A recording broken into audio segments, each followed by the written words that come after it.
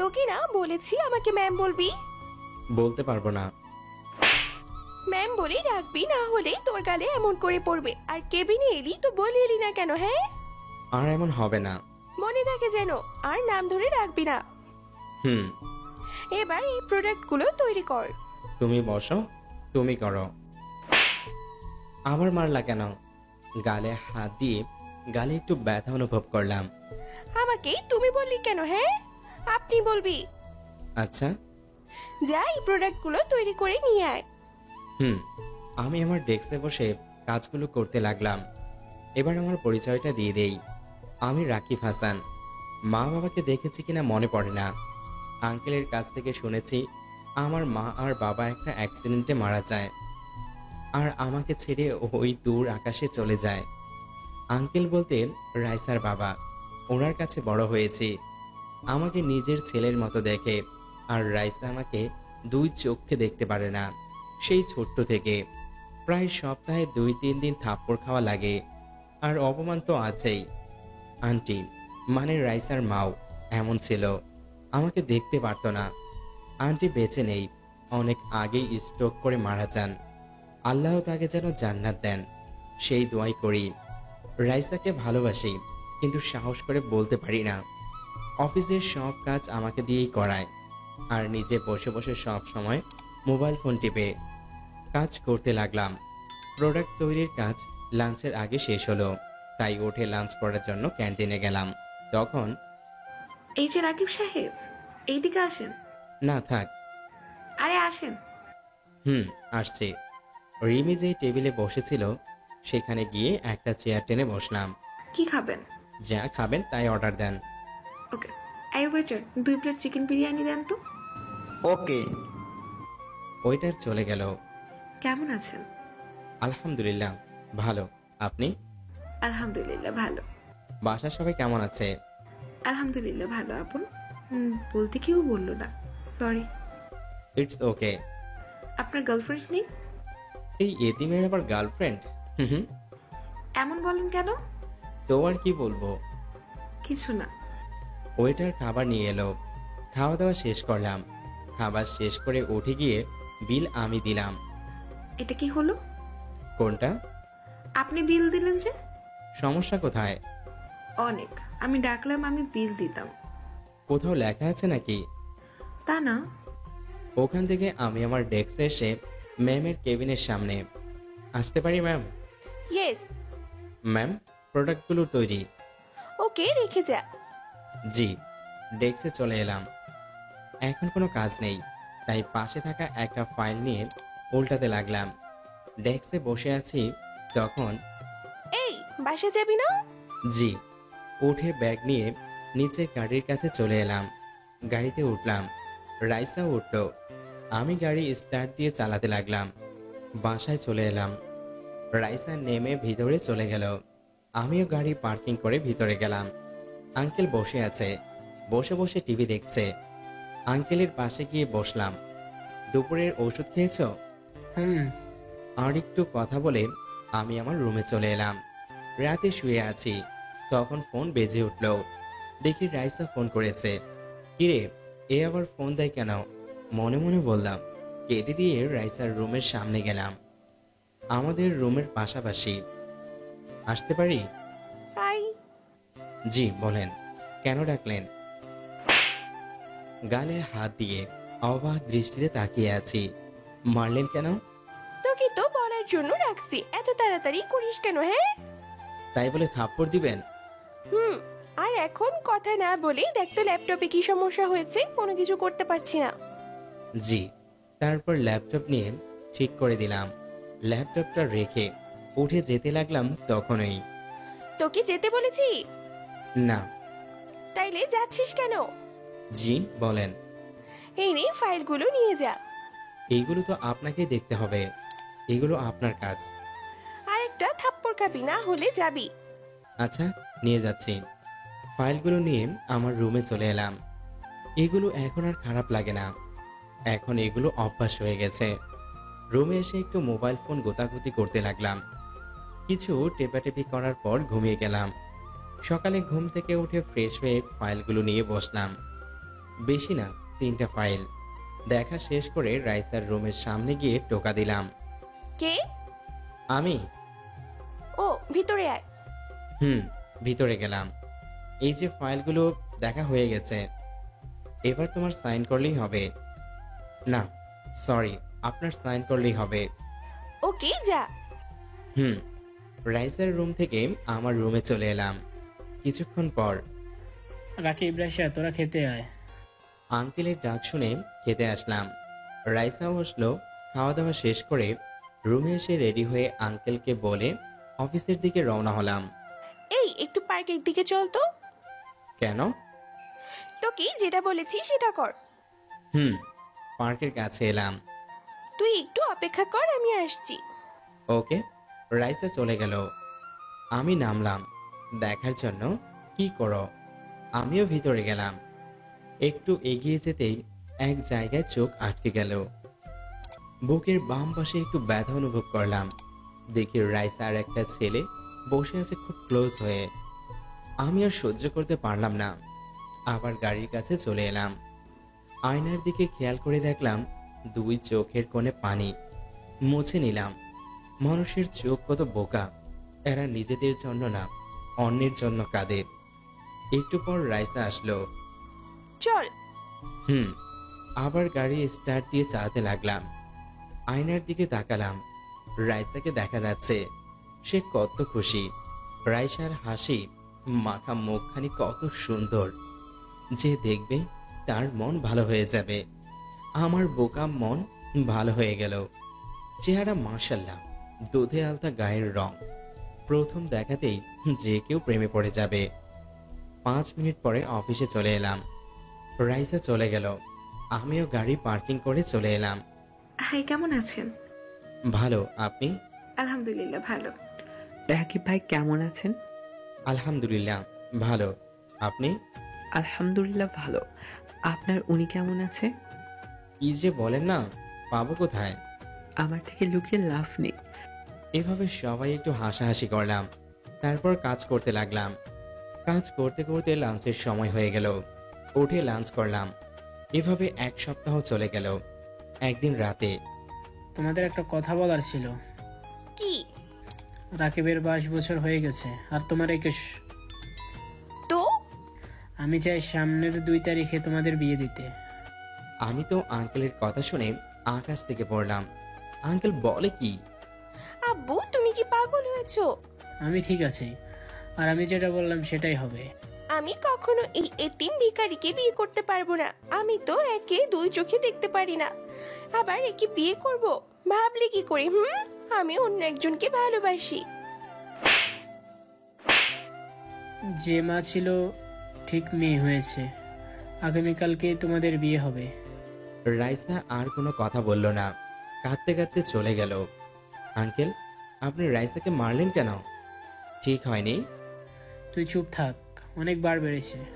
আমি রাইসাকে বিয়ে করতে পারবো না। না করলে আমার মরা মুখ দেখবি। কি বলছেন? হুম, আমি করব, কিন্তু রাইসা কি রাজি হবে? সেটা আমি দেখবো। রুমে চলে এলাম। আমি যদিও ভালোবাসি, কিন্তু রাইসা তো বাসে না। ও তো আবিরকে ভালোবাসে। জানি না কি হবে। এমনি তো আমাকে দেখতে পারে না। পরের দিন সকালে বসে আছি, তখন রাইসা আসলো। রাইসা এসেই ঠাস করে একটা থাপ্পড় মারলো। আমি অবাক নয়নে তাকিয়ে আছি। বুঝতে পারলাম না কেন মারলো। মারলা কেন? তুই ভাবলি কি করে যে আমি তোর মতো এতিম ভিখারিকে বিয়ে করব? হ্যাঁ, আমি কি করলাম? সব তো আঙ্কেলই করলো। আমি জানি না কেমন করে তুই আব্বুকে বারণ করবি আর এই বিয়ে আটকাবি। আমার কিছু করার নেই। আঙ্কেল বলে দিয়েছে যদি বিয়ে না করি তাহলে আঙ্কেল মরে যাবেন। রাইসা কিছু বলল না, চলে গেল। আমি বিছানায় বসে ভাবতে লাগলাম, জানি সামনে আমার জন্য কি অপেক্ষা করছে। কোথায় যাওয়া হচ্ছে? অফিসে। যাচ্ছিস যা, দুপুরের সময় বাড়ি চলে আসবি। কেন? আমি বললাম তাই। আর যদি না আসিস তাহলে তোর জন্য এই বাসার দরজা বদ্ধ। ওকে। আমি ওপর থেকে দাঁড়িয়ে দাঁড়িয়ে দেখছিলাম। রাকিব শোন, বলেন। আর এটা কি ঠিক হচ্ছে? জোর করে এমনভাবে বিয়ে দেওয়ার? ঠিক ভুল আমাকে বোঝাতে আসিস না। তোকে কিছু কাজ করছিস সেগুলো কর। হুম, বলেন। রাতে আমি রুমের ভিতরে দাঁড়িয়ে আছি, যেতে কেমন ভয় করছে। ভিতরে গেলে কি হবে বুঝতে পারছি। অনেকক্ষণ ধরে দাঁড়িয়ে আছি। এখানে বাইরে কেন? এমনি। যা। হুম, ভিতরে গেলাম। রাইসা বসে আছে এমন, নাই কোনো ঘোমটা। আগে যেরকম পোশাক পরে থাকতো এখনো সেই পোশাক পরে আছে, মানে শাড়ি পরে নেই। আমি যাওয়া মাত্রই বলল, শোন, হুম। আমাকে স্বামীর অধিকার দেখাতে আসবি না। আমার কাছে কখনো স্ত্রীর অধিকার পাবি না। আব্বু যতদিন বেঁচে থাকবে ততদিন শুধু অভিনয় করে যাবি। আব্বু মারা গেলে তুই তোর রাস্তায়, আমি আমার রাস্তায়। হুম। মনে থাকে যেন, যদি আব্বু জানতে পারি তাহলে তোর কি যে করবো আমি নিজেও জানি না। ওকে, আঙ্কেল জানবে না। না জানলেই ভালো। আর তুই এইদিকে আসছিস কেন? হ্যাঁ, ঘুমাবো তাই। তোর তো সাহস কম না, তুই আমার সাথে ঘুমাবি? তুই সোফায় গিয়ে ঘুমা। আমার রুম, আমি কেন সোফায় গিয়ে ঘুমাবো? তুমি যাও। আমার কথা শুনে রেগে গেল আর আমার কাছে এসে ঠাস ঠাস করে দুইটা বসিয়ে দিল। এতিম ভিখারি, তুই মনে হয় ভুলে যাচ্ছিস এটা আমার বাসা। চুপ হয়ে গেলাম। চোখ দিয়ে নিজের অজান্তেই কখন পানি বের হয়ে গেল বুঝতেই পারলাম না। ন্যাকামি বাদ দিয়ে সোফায় গিয়ে ঘুমিয়ে পড়। রাতে আবার ঘুমিয়ে থাকা অবস্থায় কিছু করিস না। তোদের মতো ছেলেদের তো আবার বিশ্বাস নেই। হাহ। এইটুকু ভরসা রাখুন, আপনার কোনো ক্ষতি করব না। একটা বালিশ আর একটা কম্বল দিন, তাহলেই হবে। এই নে। কম্বল আর বালিশ নিয়ে সোফায় চলে এলাম। তারপর শুয়ে গেলাম। শুতে কষ্ট হচ্ছে, কোনোদিন ঘুমাইনি তো তাই। আর চোখ দিয়ে তো পানি বের হচ্ছে। মা বাবা যদি বেঁচে থাকতো তাহলে হয়তো এমনটা হতো না। অনেক কষ্টে ঘুম আসলো। সকালে পানির জন্য ঘুম ভেঙে গেল। চোখ খুলে দেখি রাইসা বালতি হাতে নিয়ে দাঁড়িয়ে আছে। এইভাবে ভিজালেন কেন? ইচ্ছে হয়েছে তাই। তাড়াতাড়ি ওঠ, আব্বু খাবার জন্য ডেকে গেছে। হুম, কিছু বললাম না, আর কিছু বলতেও পারছি না, কারণ আমি যে এতিম ভিখারি ছোট লোক। রাইসা চলে গেল, আমিও উঠে ফ্রেশ হয়ে নিচে চলে এলাম। খাওয়া দাওয়া শেষ করে আবার রুমে চলে এলাম। রাইসাও আসলো। আমার জুতো জোড়া পরিষ্কার করে কাপড়গুলো ইস্ত্রি করে দে। হ্যাঁ, আমি পারবো না, কাজের লোককে বলেন। কি বললি? আমার কাছে এসে ঠাস ঠাস করে দুইটা বসিয়ে দিল। আমার মুখে মুখে কথা বলিস, যেটা বলছিস সেটা কর, না হলে তোর কপালে অনেক দুঃখ আছে। আর আমাকে বিয়ের স্বাদ খোঁজাচ্ছি তোর। এখন হাড়ে হাড়ে বুঝতে পারবি এই রাইসা চৌধুরী কি জিনিস। অনেক ভয় পেলাম। এমনিতে যে অপমান আর অত্যাচার করে, এখন না জানি কি করবে। আচ্ছা, করছি। তারপর জুতো পরিষ্কার আর কাপড় ইস্ত্রি করে দিলাম। তারপর অফিসে যাওয়ার জন্য বের হলাম। তারপর গাড়ির কাছে চলে এলাম। দাঁড়িয়ে আছি, দেখি ফারিয়া আসলো। আমি তো দেখে বড়সড় একটা ক্রাশ খেলাম। কালো রঙের শাড়ি, নীল রঙের ব্লাউজ, ঠোঁটে হালকা গোলাপি রঙের লিপস্টিক, দেখতে যা লাগছে। আমি তো হাঁ করে তাকিয়ে আছি। কখন যে ফারিয়া আমার কাছে এসেছে বুঝতেই পারিনি। এই ভিখারি, এভাবে কি দেখছিস? হ্যাঁ, মন খারাপ হয়ে গেল। কিছু না। চল দাঁড়িয়ে না থেকে। গাড়ি স্টার্ট দিয়ে চলে এলাম অফিসে। ফারিয়া চলে গেল, আমিও পার্কিং করে চলে এলাম। কি অবস্থা ভাই? ভালো, আপনারা? আলহামদুলিল্লাহ ভালো। ভালো তো, ম্যামকে বিয়ে করলেন তো বাসরাত কেমন কাটলো? ভালো। কেমন ভালো আমি আর আল্লাহ জানে। Good morning. Good morning. কেমন আছেন? আলহামদুলিল্লাহ ভালোই, আপনি? আলহামদুলিল্লাহ ভালো। এভাবে একটু গল্প করে কাজ করতে লাগলাম। অফিসের সাকিব ভাই ছাড়া আর কেউ জানে না আমাদের বিয়ে হয়েছে। আমি সাকিব ভাইকে শুধু ডেকেছিলাম। দুইটা ফাইল নিয়ে ফারিয়ার কেবিনের সামনে গেলাম। ফাইল তো বাহানা মাত্র, আসল উদ্দেশ্য ফারিয়াকে দেখার জন্য। এত অপমান করে তাও কেন জানি ভালো লাগে। বোকা মন বারবার ওরে দেখতে চায়। আসতে পারি? ইয়েস। ভিতরে গেলাম, গিয়ে বসে পড়লাম। তোরে বসতে বলছি। না। তাহলে আমার পারমিশন ছাড়া বসলি কেন? সরি, উঠে পড়লাম। আর যদি এমন হয় তাহলে তোর গাল লাল করে দিব। সরি, আর এমন হবে না। কি জন্য এসেছিস? এই দুইটা ফাইলে সাইন লাগবে। দে। ফাইল দুইটা দিলাম। ফারিয়া সাইন করতে লাগলো আর আমি ফারিয়াকে দেখতে লাগলাম। এই নেই শেষ। ফাইল দুইটা নিয়ে চলে এলাম আমি আমার ডেস্কে। বিকেলে বের হলাম অফিস থেকে, তারপর বাসায়। রাতে খাওয়া দাওয়া শেষ করে রুমে যাচ্ছি, তখন রুম থেকে অনেক হাসির আওয়াজ আসছে। বুঝলাম ফারিয়া মিনহাজের সাথে কথা বলছে। মিনহাজ ফারিয়ার বয়ফ্রেন্ড। মিনহাজ ছেলেটা একদম ভালো না। রুমের ভিতরে গেলাম, ফারিয়া হেসে হেসে কথা বলছে। আমি শুধু তাকিয়ে দেখলাম, মন খারাপ হয়ে গেল। এখন কত খুশি, সবার সাথে হেসে হেসে কথা বলে, শুধু আমার সাথে রেগে রেগে কথা বলে। আমার সাথে যদি একটু হেসে কথা বলতো তাহলে অনেক খুশি হতাম। এটা কখনো হবে কিনা জানি না। তারপর ঘুমিয়ে পড়লাম সোফায়। সকালে ঘুম ভেঙে গেল। ঘুম থেকে উঠে ফ্রেশ হয়ে ছাদে গেলাম। কিছুক্ষণ থেকে নিচে চলে এলাম। দরজা খুলে যেই রুমে ঢুকতে যাব তখন ফারিয়ার উপরে পড়ে গেলাম আর ফারিয়ার ঠোঁটের সাথে ঠোঁট লেগে গেল। ফারিয়া ধাক্কা দিয়ে সরিয়ে দিল, তারপরে উঠে আমাকে ঠাস ঠাস করে থাপ্পড় দুইটা বসিয়ে দিল। এত জোরে মেরেছে যে চোখ দিয়ে পানি বের হয়ে গেল। কুত্তার বাচ্চা, তোর সাহস তো কম না, তুই আমার উপর পড়লি। আমি কি ইচ্ছে করে পড়েছি নাকি? আমি তো রুমে যাচ্ছিলাম। নিজের ইচ্ছায় পড়লি, আবার বলছিস আমি ইচ্ছে করে পড়েছি নাকি? সর আমার সামনে থেকে। ধাক্কা দেওয়ার ফলে আমার মাথা দেওয়ালে গিয়ে লাগলো আর কপাল কেটে গিয়ে রক্ত বের হতে লাগলো। অনেক ব্যথা করছে আর দেরি না করে ব্যান্ডেজ করে নিলাম। আমার রুমে ফার্স্ট এড বক্স আছে। চুপ করে রুমে বসে আছি, তখন খাবারের জন্য ডাক পড়লো, তাই নিচে গেলাম। আঙ্কেল আমাকে দেখে বলল, রাকিব, তোর মাথায় কি হয়েছে? ব্যান্ডেজ কেন? বাথরুমে পড়ে গিয়েছিলাম। ফারিয়ার দিকে তাকিয়ে, দেখে শুনে চলতে পারিস না? বেশি কাটেনি তো? না, বেশি কাটে নাই। ওষুধ খেয়েছিস? না, খাওয়া দাওয়া পরে খাবো। তাড়াতাড়ি খেয়ে নে। আচ্ছা যা। এদের আদি খেতা দেখে বাঁচি না। খাওয়া দাওয়া শেষ করে রুমে আসলাম। তারপর ব্যথার ট্যাবলেট খেয়ে নিলাম। ফারিয়া আসলো। রুম থেকে বের হ, আমি চেঞ্জ করব। আমি তোমার স্বামী, থাকলে সমস্যা কি? মনে মনেই বললাম।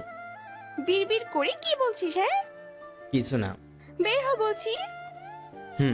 রুম থেকে বের হলাম। একটু পর রুমে আসলাম। ফারিয়া রেডি হওয়া শেষ। তাড়াতাড়ি আয়। আজ আমি যাব না, আপনি যান। কেন? ভালো লাগছে না। ওকে। ফারিয়া চলে গেল। আমি বিছানায় শুয়ে পড়লাম। শুয়ে শুয়ে ভাবছি, আল্লাহ কেন আমাকে এতিম বানালো? আমি তো শুধু একটা ব্যবহারের পাত্র হয়ে গেছি। জীবনে শুধু অপমান লাঞ্ছনা ছাড়া কিচ্ছু পেলাম না। জড়িয়ে ধরে কাদার মতো কেউই নেই। একটা বন্ধু ছিল, কিন্তু ও চাকরির জন্য অন্য শহরে চলে গেছে। চোখ দিয়ে পানি বের হয়ে গেল, মুছে নিলাম। কিছুক্ষণ পর ঘুমিয়ে পড়লাম। বিকেলে চুপ করে ছাদে দোলনায় বসে আছি, তখন কেউ ছাদে আসলো। দেখলাম ফারিয়া, তাই দোলনা থেকে উঠে গেলাম। জানি আর একটু বসে থাকলে অপমান করবে, তাই উঠে ছাদের এক কোণায় দাঁড়ালাম। সন্ধ্যা হয়ে এলো, তাই সূর্যের দিকে তাকিয়ে থাকলাম। এখন সূর্য ডুববে। আমার এই দৃশ্যটা বেশ ভালো লাগে, বিশেষ করে লাল আভাটা। মাগরিবের আজান হয়ে গেল, তাই অজু করে নামাজ পড়তে গেলাম। নামাজ পড়ে এসে রুমে আসলাম। ফারিয়া বিছানায় বসে আছে। আমি শার্ট চেঞ্জ করে অন্য একটা শার্ট পরলাম আর কিছু টাকা নিলাম। উদ্দেশ্য একটু শহরটা ঘুরবো। অনেকদিন রাতের শহরটা দেখা হয়নি, তাই আর কি। কোথায় যাবি? একটু বাইরে। যা যা, তাও একটু শান্তিতে থাকতে পারবো। কথাটা একেবারে কলিজায় তীরের মতো গিয়ে লাগলো। আমি এতটা ওর বিরক্তিকর কারণ? রুম থেকে বের হয়ে চলে এলাম। বাসার বাইরে এসে এদিকে সেদিকে ঘুরতে লাগলাম। একটা রেস্টুরেন্টে গিয়ে চোখ আটকে গেল। দেখি মিনহাজ আর একটা মেয়ে বসে আছে। আর দুজন দুজনকে খাইয়ে দিচ্ছে। আমি গিয়ে এক কোণে বসে পড়লাম আর একটা ওদের পিক তুলবো ভাবছি, কিন্তু পকেটে হাত দিয়ে দেখি ফোন আনি নাই। যদি এগুলো ফারিয়াকে বলি তাও বিশ্বাস করবে না, বরং আমি আরো ওর চোখের সামনে খারাপ হয়ে যাব, আর সাথে থাপ্পড়ও খেতে পারি, আরো অনেক কিছু। আমিও হালকা কিছু খেয়ে বের হয়ে আসলাম আর কিছুক্ষণ ঘোরাঘুরি করে বাসায় ফিরলাম। এখন মনটা একটু হালকা লাগছে। রুমে এলাম, ফারিয়া বসে আছে। আমি ওর কাছে গিয়ে বললাম, নেন, এগুলো আপনার জন্য। কিছু চকলেট আর একটা গোলাপ ফুল এগিয়ে দিয়ে ফারিয়া আমার দিকে তাকালো। তোরই এগুলো আনার জন্য বলছি, আর এত ভালোবাসা দেখাতে আসিস না, বুঝলি? তোর এই সামান্য জিনিস দিয়ে আমাকে পটাবি ভাবছিস? শুনে রাখ, আমি কোনো দিন তোর মতো এতিম ভিখারিকে ভালোবাসবো না। যা ভাগ। চোখ দিয়ে পানি বের হয়ে গেল। সোফায় চলে এলাম, এসে শুয়েও পড়লাম। চোখ দিয়ে পানি বের হচ্ছে।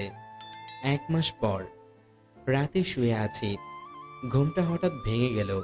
তখন কথা বলার আওয়াজ আসছে। ঘড়ির দিকে তাকালাম, দেখলাম রাত 12টা বাজে। ফারিয়ার দিকে তাকালাম, দেখি শুয়ে আছে। তাহলে কথা বলে কে? সোফা থেকে উঠলাম, দেখি ফারিয়া ঘুমের ঘরে বিড়বিড় করছে। ওর কাছে গেলাম, গিয়ে ফারিয়া, এই ফারিয়া। কোনো রেসপন্স নেই। কি হলো, কথা বলো। কোনো কিছু বলছে না। ওর শরীরে হাত দিলাম, কাঁপা কাঁপা হাতে। শরীরে হাত দিতে আটকে উঠলাম, জ্বরে শরীর পড়ে যাচ্ছে। তাড়াতাড়ি বালতিতে পানি নিয়ে আসলাম, তারপর একটা তোয়ালে ভিজিয়ে ওর মাথায় দিলাম। একটু পর ফারিয়া চোখ খুলল। কেমন লাগছে? শরীরটা ব্যথা করছে। কথা বলছে, কিন্তু ভালোভাবে বলতে পারছে না। রুমে ওষুধ ছিল, ওইগুলো নিয়ে বললাম, এই নেন আর পানি নেন। এগুলো খেয়ে নিলে একটু পর জ্বর কমে আসবে। খেতে ইচ্ছে করছে না। ইচ্ছে না করলেও খেতে হবে, না হলে সুস্থ হবেন না তো। না, ইচ্ছে করছে না। আরে খেয়ে নিন। হুম। ফারিয়া বিছানা থেকে উঠতে লাগলো, কিন্তু ভালোভাবে পারছে না। আমিও ধরছি না, যদি পরে অপমান করে। তাই ফারিয়া আমার দিকে তাকালো। এভাবে দেখেন কেন? একটু উঠতে সাহায্য কর। উঠতে সাহায্য করলাম। তারপর ওষুধ খেয়ে আবার শুয়ে গেল, আর ফারিয়ার মাথায় তোয়ালে ভিজিয়ে দিতে লাগলাম। কিছুক্ষণ পর ফারিয়া ঘুমিয়ে পড়ল। আমার আর ঘুম এলো না। দেখতে দেখতে সকাল হয়ে গেল। সকালে ডাক্তার ডাকলেন আঙ্কেল। ডাক্তার এলো। ফারিয়াকে দেখে ডাক্তার আঙ্কেল কিছু ওষুধ লিখে দিল। ডাক্তার পরিচিত, আঙ্কেলের বন্ধুই হয়। ফারিয়া আমার দিকে তাকিয়ে আছে, হয়তো কিছু বলতে চাইছে। আঙ্কেল, আমি অফিসে যাচ্ছি, আপনি থাকেন। খাওয়া দাওয়া শেষ করে আবার রুমে আসলাম। এই শুনো। অবাক হয়ে ফারিয়ার দিকে তাকালাম। সরি। It's okay. কোথায় যাও? অফিসে যাব। ও। রেডি হয়ে অফিসে চলে এলাম। কেমন জানি মনের মধ্যে খুশি খুশি লাগছে। আজ প্রথম ফারিয়া তুমি করে বলেছে, তাই। কিন্তু হঠাৎ এত পরিবর্তন হলো কেমন করে, কে জানি। অফিসে চলে এলাম, রাতে বাসায় ফিরলাম। অফিস থেকে আসতে এত দেরি কেন? অফিস শেষে একটা জায়গায় গিয়েছিলাম। ওহ আচ্ছা, রুমে গিয়ে বিশ্রাম নে। রুম আসলাম। ফারিয়া বিছানায় হেলান দিয়ে বসে হেসে হেসে কথা বলছে। বুঝলাম এটা মিনহাজ আছে। পোশাক চেঞ্জ করে নিলাম ওয়াশরুমে গিয়ে। এসে দেখি ফারিয়ার কথা বলা শেষ। আজ এত দেরি যে? এমনি। ও। এখন কেমন লাগছে? ভালো। ভালো থাকলেই ভালো। রুম থেকে বের হতে যাব তখন। কোথায় যাও? ছাদে। কেন? এমনি। আর কিছু বললাম না, বাইরে চলে এলাম। ছাদে এসে এক কোণে দাঁড়িয়ে আছি আর ভাবছি, না, অনেক হয়েছে, আর এভাবে চলতে পারে না। ফারিয়াকে মুক্তি দিয়ে দিব, তাতে আঙ্কেল যা বলবে বলুক। না, এটা কি ঠিক হবে? আঙ্কেল আমাকে ছোট থেকে বড় করেছে, ওনাকে কষ্ট দেওয়া ঠিক হবে না। এগুলো ভাবছি, কখন যে চোখ দিয়ে পানি বের হয়ে গেল বুঝতেই পারলাম না। কিছুক্ষণ থেকে নিচে চলে এলাম। 2 দিন পর অফিসে ফারিয়া আর আমি বসে আছি। তখন কেউ দরজায় টোকা দিল। কাম দেখি মিনহাজ এসেছে। মন খারাপ হয়ে গেল। এসে ফারিয়াকে জড়িয়ে ধরলো। এমন দেখে মাথা গরম হয়ে গেল। উঠে মিনহাজের শার্টের কলার চেপে ধরলাম। তখনই ঠাস ঠাস করে আমার গালে 2টা থাপ্পড় বসিয়ে দিল। অবাক হয়ে তাকালাম। কুত্তার বাচ্চা, ভিখারির বাচ্চা, তোর সাহস কি করে হয় মিনহাজের কলার ধরার? হ্যাঁ, এই দুদিন তোর সাথে একটু ভালো ব্যবহার করেছি তাই বলে তোর সাহস বেড়ে গেছে, তাই না? মাথা নিচু করে নিলাম। আবার ঠাস ঠাস করে 2টা থাপ্পড় দিয়ে দিল। বের হয়ে যা, না হলে তোর যে কি করব। ওখান থেকে চলে এলাম। চোখ দিয়ে বৃষ্টির মতো পানি বের হয়ে গেল। যে মেয়ে বয়ফ্রেন্ডের সামনে স্বামীকে থাপ্পড় মারতে পারে সে কোনোদিন স্বামীর মূল্য দিতে জানবেই না। না, অনেক হয়েছে। আর এখান থেকে অনেক দূরে কোথাও চলে যাব। আর 6 মাস পর ডিভোর্স পেপার পাঠিয়ে দিব। আমাকে দেখে সাকিব ভাই বলল, রাকিব ভাই, আপনার কি হয়েছে? চোখে পানি কেন? কিছু না, চোখে হয়তো কিছু পড়েছে। মিথ্যা বলেন কেন? আপনার গায়ে থাপ্পড়ের দাগ তাও। আর কিছু বললাম না। ডেস্কে বসে আঙ্কেলের জন্য একটি চিঠি লিখলাম। তারপর অফিস থেকে বের হয়ে গেলাম। সাকিব ভাই বলছিল কি হয়েছে, কিন্তু তেমন কিছু বলি নাই। বাসার সামনে এলাম। ভিতরে যাব না। এই যে ছোট ভাই, শোনো, বলেন। এই কাগজটা বাসার মালিককে দিয়ে আসতে পারবে? পারবো, কিন্তু আপনি যাবেন না কেন? আপনি তো এই বাসায় থাকেন। একটু সমস্যা হয়েছে, প্লিজ দিয়ে আসো। ওকে, দেন। ধন্যবাদ ছোট ভাই। ছেলেটা চিঠি নিয়ে চলে গেল।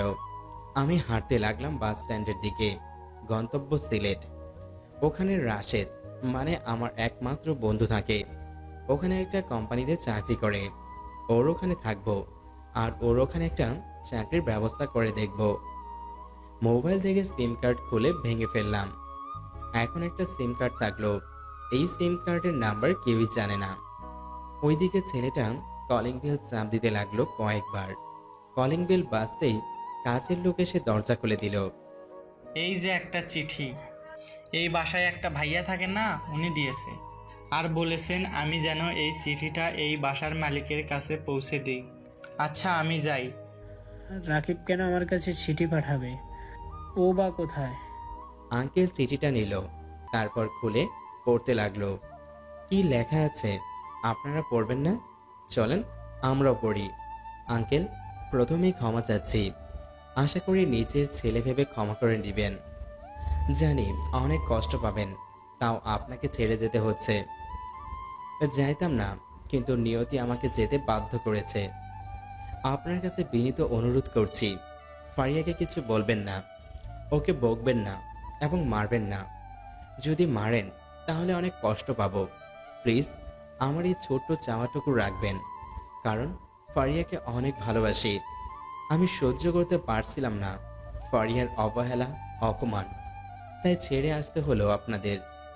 আমি বারণ করেছিলাম যে ফারিয়ার সাথে আমার বিয়ে দেন না, কিন্তু আপনি কসম দিয়ে বাধ্য করেছিলেন বিয়ে করতে। আগে থেকে জানতাম ফারিয়া আমাকে কখনোই স্বামী হিসেবে মেনে নিবে না। এটা জেনেও শুধু আপনার দিকে তাকিয়ে রাজি হয়েছিলাম। আমি 6 মাস পর ডিভোর্সের পেপার পাঠিয়ে দিব। সাইন করে দিতে বলবেন। তারপর ফারিয়া যাকে ভালোবাসে আপনি তার সাথে বিয়ে দিয়ে দিবেন। অনেক কিছু বলার ছিল, কিন্তু এখানে লিখতে পারলাম না। প্লিজ ফারিয়াকে কিছু বলবেন না। বাবা মাকে কখনো দেখি নাই, শুধু আপনার মুখে শুনেছি গাড়ি অ্যাক্সিডেন্টে মারা গেছে। আপনাকে বাবার মতো দেখে আসছি। আপনি অনেক ভালো। ইচ্ছে করছিল না আপনাকে ছেড়ে আসতে, কিন্তু আসতেই হলো। আর আমাকে ক্ষমা করবেন। চলে গেলাম এই শহর ছেড়ে। আর কখনো আসবো কিনা জানি না, আর আপনার সাথে দেখা হবে কিনা সেটাও জানি না, কিন্তু আপনাদের অনেক মনে পড়বে। ইতি, রাকিব। আঙ্কেলের চোখ দিয়ে পানি বের হয়ে গেল, আর অনেক রেগেও গেলেন ফারিয়ার উপর।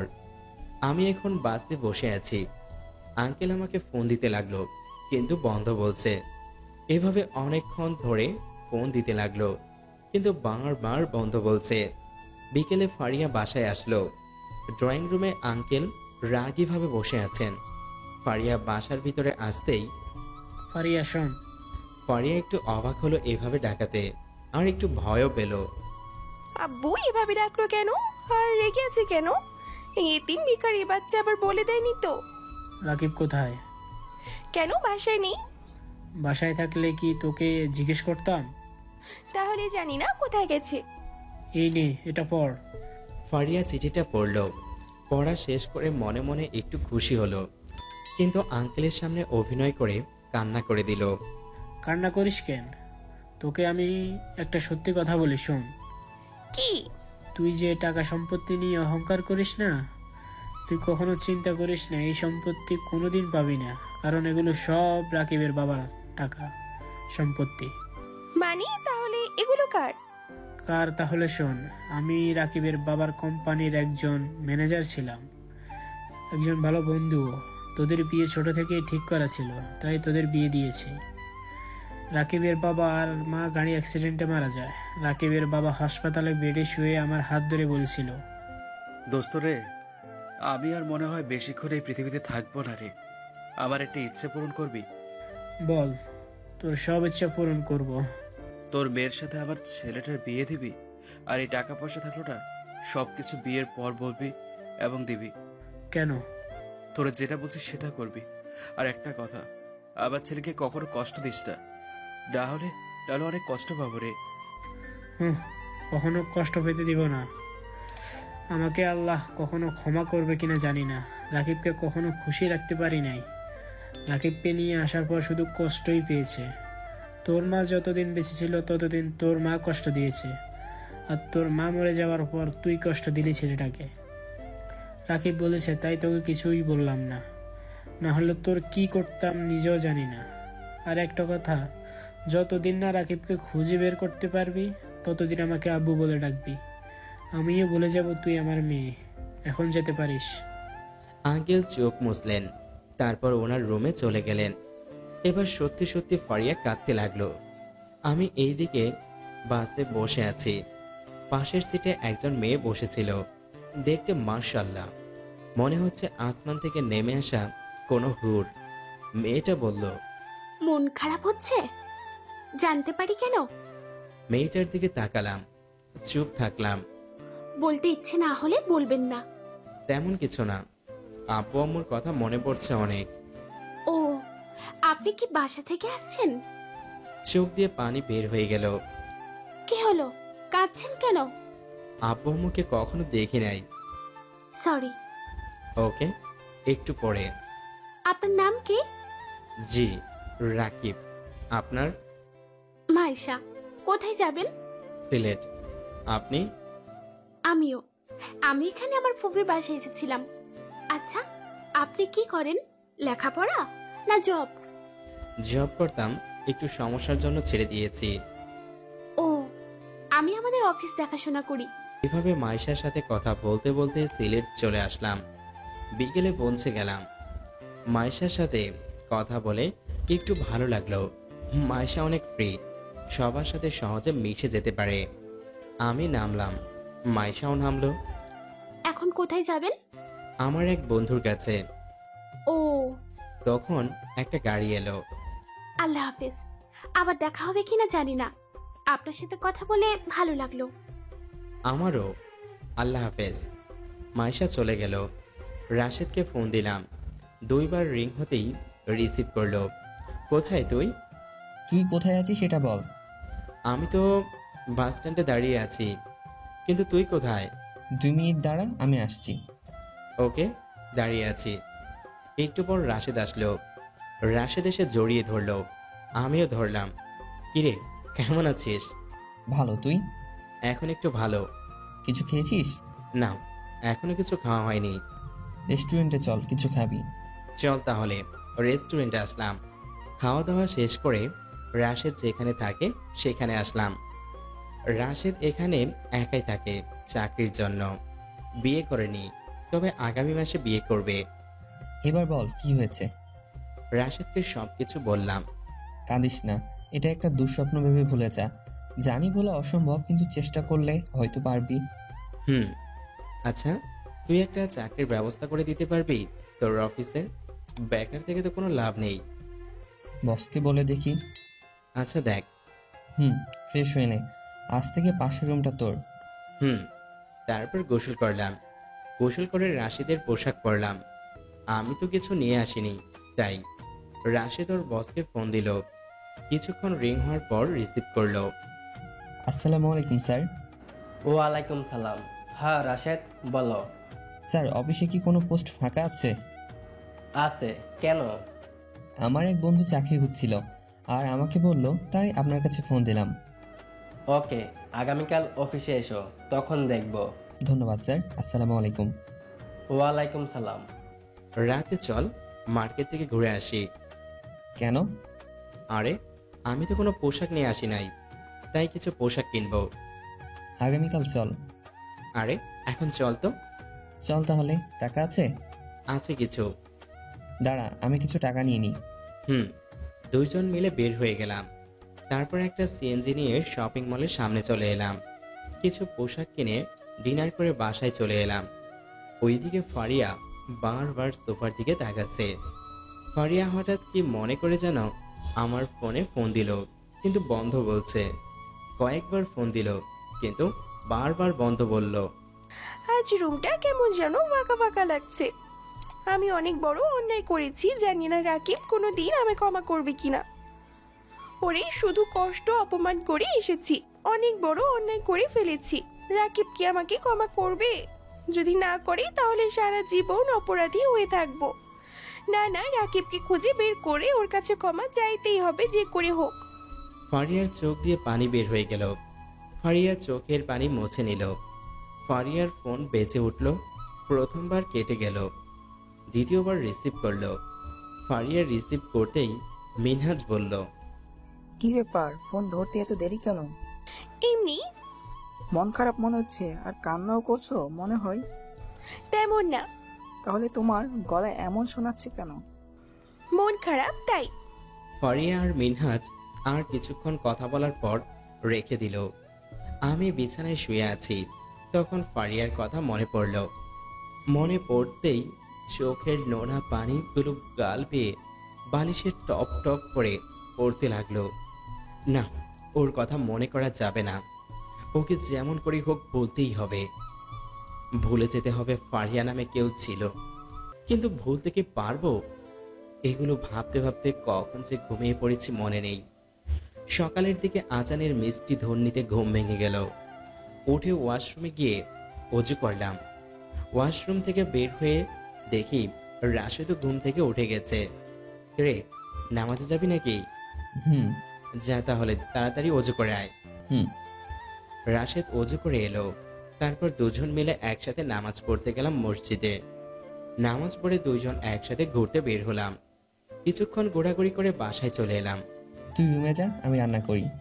চল, আমিও সাহায্য করি। থাক, তুই রুমে যা। ছাদে এলাম। বিল্ডিংটা 5 তলা, রাশেদ 4 তলায় থাকে। এখানে সবাই ভাড়াটিয়া। এই বাসার মালিক অন্য জায়গায় থাকে। সূর্যের লাল আভা দেখা যাচ্ছে, হালকা বাতাস বইছে, সাথে গাঁদা ফুলের সুবাস আসছে। এই মুহূর্তটা খুব ভালো লাগছে। মনের ভিতর ফ্রেশ হয়ে গেল। কোথাও গাঁদা ফুল গাছ আছে, দেখার জন্য মাথা ঘোরালাম। দেখলাম ছাদের এক কোণা কিছু ফুলের গাছ আছে, সাথে গাঁদা ফুলের গাছও আছে। গাছগুলোর কাছে গেলাম, গিয়ে দেখতে লাগলাম অনেক রকমের ফুলের গাছ আছে। গোলাপ, গেন্দা, দুবড়ো ইত্যাদি। এগুলো চিনি না। তখনই কেউ মেয়েলি কণ্ঠে বলল, আরে কে আপনি? এভাবে কি দেখছেন? পিছনে ঘুরে দাঁড়ালাম। দেখি একটা মেয়ে, মনে হচ্ছে কোনো পরী আমার সামনে দাঁড়িয়ে আছে। আপনি কে? আপনাকে তো চিনলাম না। আমি রাকিব, রাশিদের বন্ধু। ও, আমি মাসুরা। আপনার বাসা কোথায়? ঢাকা। ও, এখানে কি জব করার জন্য এসেছেন? দেখলাম আরো 3টি মেয়ে এলো। তখনই ফোনটা বেজে উঠলো। ফোন বের করে দেখি রাশেদ। রিসিভ করলাম। বল। বাসার আই। আচ্ছা যাই। ওকে। বাসায় আসলাম, আর ওই 3টা মেয়ে মাসুরার কাছে গিয়ে বলল, কিরে মাসুরা, ছেলেটা কে? রাশিদ ভাইয়ের বন্ধু? ছেলেটা একদম জোস। নজর দিবে না বলে দিলাম। না হলে চোখ উঠিয়ে নিব। বাবা, প্রথম দেখাতেই ভালোবেসে ফেলেছিস নাকি? একদম ফিদা হয়ে গেছি। যদি ছেলেটার গার্লফ্রেন্ড থাকে তাহলে?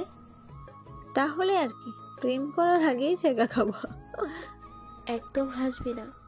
ওইদিকে ফারিয়া ঘুম থেকে উঠে সোফায় গিয়ে তাকালো, কিন্তু মন খারাপ হয়ে গেল। ফারিয়ার মনে পড়ল আগের দিনগুলোর কথা। আমাকে পানিতে ভিজিয়ে ঘুম থেকে ওঠাতো, অনেক অপমান করত। আর আজ ফারিয়া মন খারাপ করে বসে থাকলো। তখন ফারিয়ার রুমের দরজায় কাজের লোক টোকা দিল। যা, আমি ফ্রেশ হয়ে আসছি। কাজের লোক চলে গেল। ফারিয়া আর একটু বসে থেকে উঠে ফ্রেশ হয়ে নিচে আসলো। তখন ওই ফারিয়ার গতকালের কথা মনে পড়ল। ওর চোখের কোণে পানি জমা হয়ে গেল। ফারিয়া হালকা খেয়ে উঠে চলে গেল, গিয়ে কান্না করে দিল। আর নিজে নিজে বলতে লাগলো, আর নিজেকে ধিক্কার দিতে লাগলাম। এগুলো আমার কর্মের ফল। আজ নিজের আব্বু আমার সাথে কথা বলছে না, বা আমার সাথে খাবারও খাচ্ছে না। আমি খাওয়া দাওয়া শেষ করলাম। তারপর রাশেদের অফিসে যাওয়ার জন্য রেডি হতে লাগলাম। রাশেদ আমার দিকে হাঁ করে তাকিয়ে আছে। কিরে, এভাবে হাঁ করে তাকিয়ে আছিস যে? তুই কি চাকরির জন্য যাচ্ছিস নাকি মেয়ে পটাতে যাচ্ছিস? এমন বলছিস কেন? দোস্ত, তোকে দেখে সেই লাগছে, একদম পুরো সিনেমার হিরোদের মতো। কি যে বলিস না। সত্যি তোকে এই পোশাকে সেই লাগছে। হয়েছে হয়েছে, আর পাম দেওয়া লাগবে না, এখন চল। কোথায় পাম দিলাম? যা সত্যি তাই বললাম। আরে যাবি না, এখানেই থাকবি? তোর অফিসে যেতে কিন্তু দেরি হয়ে যাবে। চল। বাসা থেকে বের হয়ে রাস্তার কাছে আসলাম। এ মামা যাবেন? তারপর রিস্কায় উঠে রাশেদের অফিসের কাছে আসলাম। রাশেদ রিস্কাওয়ালাকে ভাড়া দিল। তারপর অফিসের ভিতরে চলে এলাম। অফিসটা দোতলা। রাশেদের সাথে উপরে চলে এলাম। রাশেদ একটা কেবিনের সামনে গিয়ে টোকা দিয়ে বলল, আসতে পারি স্যার? কাম। রাশেদ আর আমি ভিতরে গেলাম। ভিতরে গিয়ে তো অবাক, দেখি মাইশা বসে আছে। মাইশার দিকে তাকিয়ে দেখি ও আমার দিকে হাঁ করে তাকিয়ে আছে। ছেলেটা কে? জি স্যার, ওর নাম রাকিব। রাশেদ মাইশার দিকে অবাক হয়ে তাকালো। আমিও তাকালাম।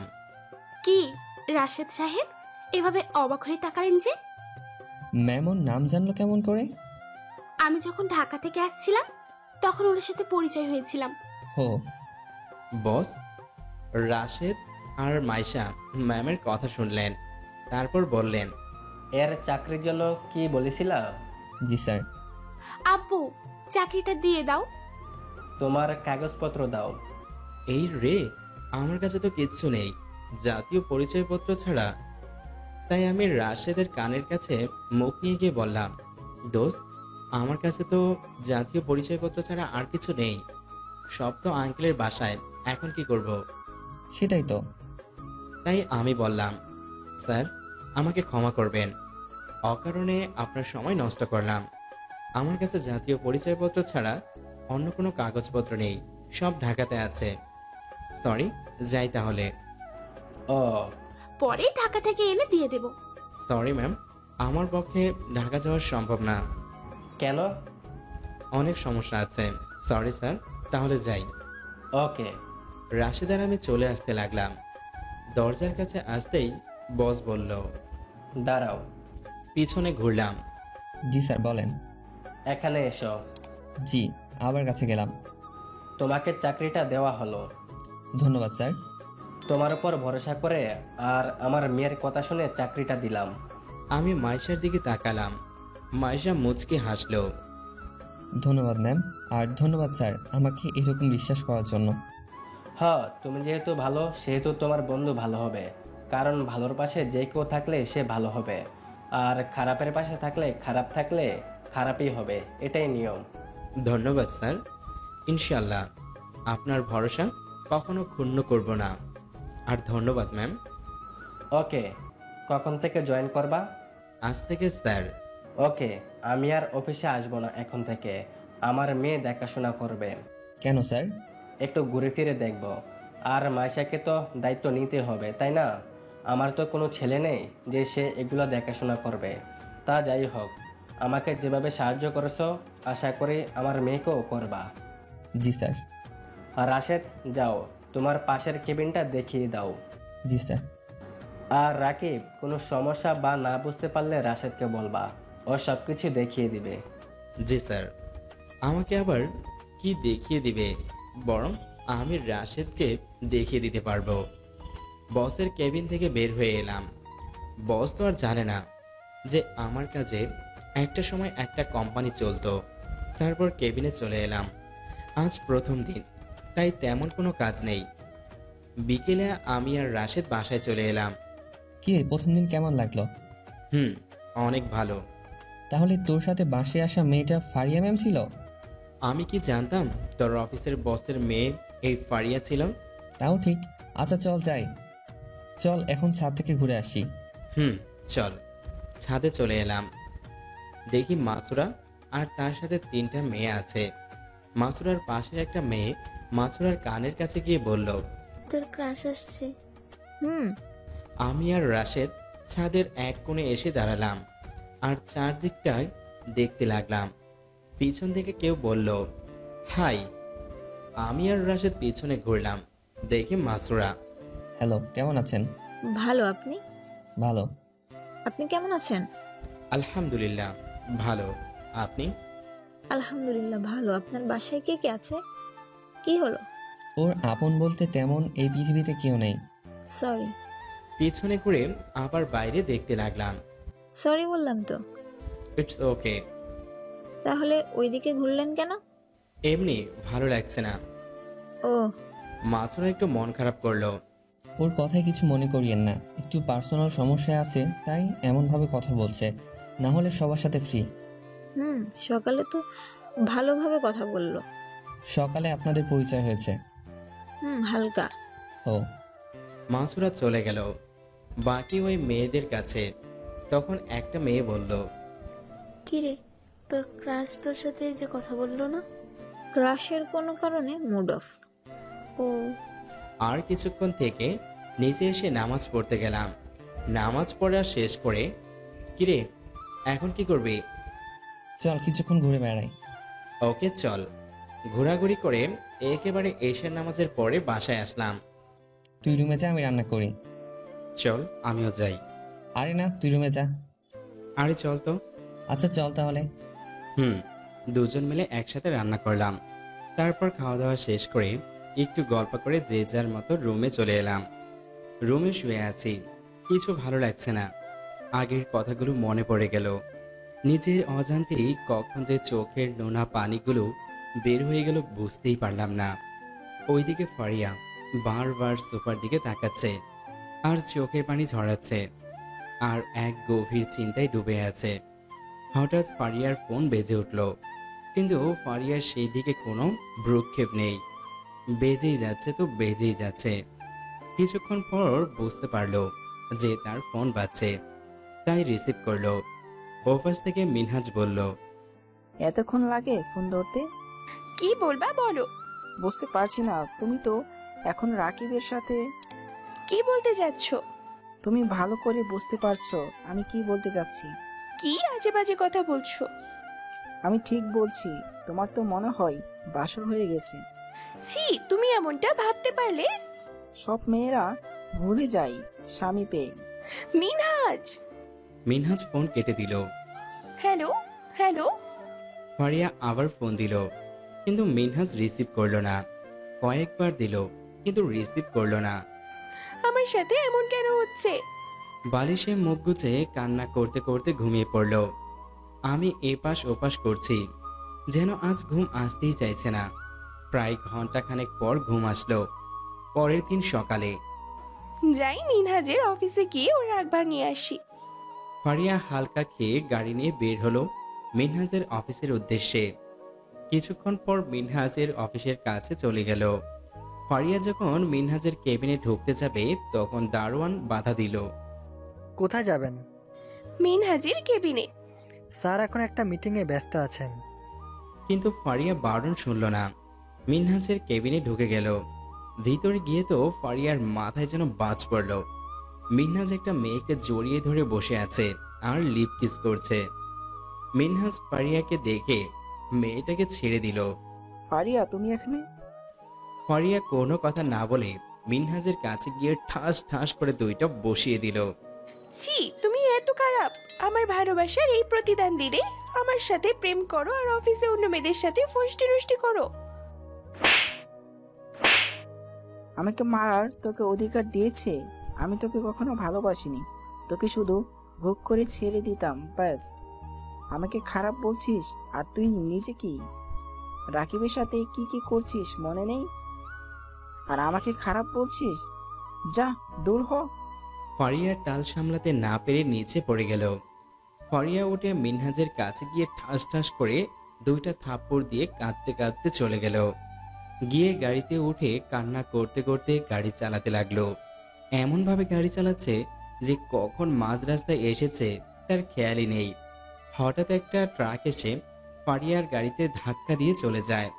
ফারিয়া গাড়ি থেকে কিছুটা দূরে ছিটকে পড়ে যায়। ফারিয়ার বাজেভাবে অনেক জায়গায় কেটে যায় আর মাথাটা ফেটে যায়। ফারিয়ার চোখ এখন ঝাপসা দেখতে লাগে। আর ফারিয়ার চোখের সামনে আঙ্কেলের আর রাকিবের ছবি ভেসে উঠল। ফারিয়া বলল, আব্বু, রাকিব, তোমরা আমাকে ক্ষমা করে দিও, আমি মনে হয় আর বাঁচবো না। তারপর জ্ঞান হারিয়ে ফেলল। চারদিকে মানুষজন জমা হয়ে গেছে। ফারিয়াকে কয়েকজন টেনে বের করলো আর তারা দেরি না করে তাড়াতাড়ি হাসপাতালে নিয়ে গেল। ডাক্তার ফারিয়ার অবস্থা দেখে তাড়াতাড়ি আইসিইউতে নিয়ে গেল। একজন আঙ্কেলের কাছে ফোন দিল। ফারিয়ার বাবা আঙ্কেলকে সে চেনে। আঙ্কেল রিসিভ করলেন। কে? তাড়াতাড়ি এই হাসপাতালে আসেন, আপনার মেয়ে অ্যাক্সিডেন্ট করেছে। আঙ্কেল লোকটার কথা শুনে আঙ্কেলের চারদিকে ঘুরতে শুরু করলো। হাত থেকে ফোন পড়ে গেল। আঙ্কেল আর দেরি না করে গাড়ি নিয়ে চলে আসলো হাসপাতালে। তারপর আইসিইউ এর সামনে চলে এলেন। কিছুক্ষণ পর ডাক্তার বের হলো। দোস্ত, ফারিয়ার অবস্থা কেমন? অবস্থা অনেক খারাপ, আমরা যথাসাধ্য চেষ্টা করছি, বাকিটা আল্লাহর হাতে। আঙ্কেল কেঁদে দিলেন আর সেখানে বসে পড়লেন। ডাক্তার আঙ্কেলকে ধরে উঠালো। দেখ, ভেঙে পড়িস না, আল্লাহর উপর ভরসা রাখ আর আল্লাহর কাছে দোয়া চা যেন ফারিয়া ঠিক হয়ে যাবে। ডাক্তার আঙ্কেলকে ধরে পাশে সিট ছিল ওখানেই বসালো। এখানে বস আর আমাকে আমার কাজ করতে দে।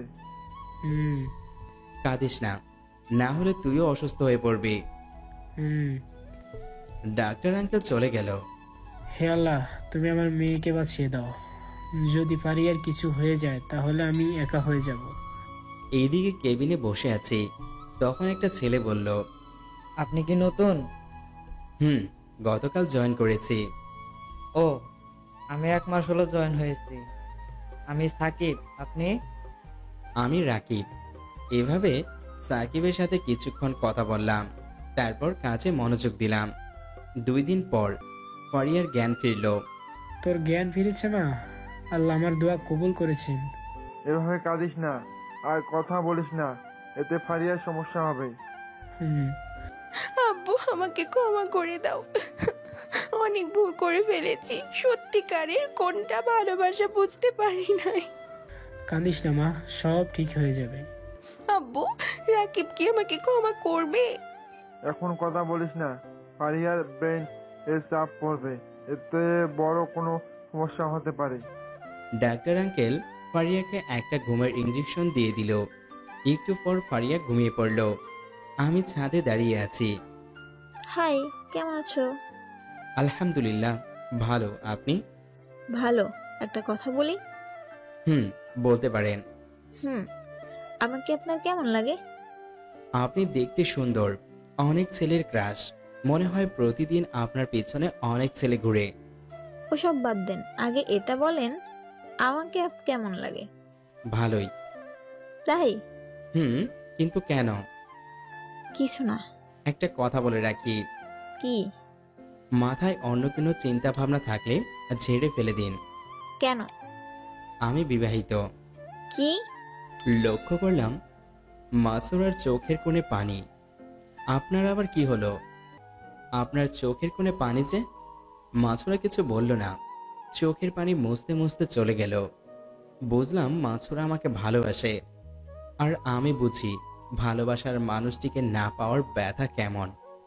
কিন্তু আমার এখানে কিছু করার নেই। আগের কথাগুলো মনে পড়ে গেল।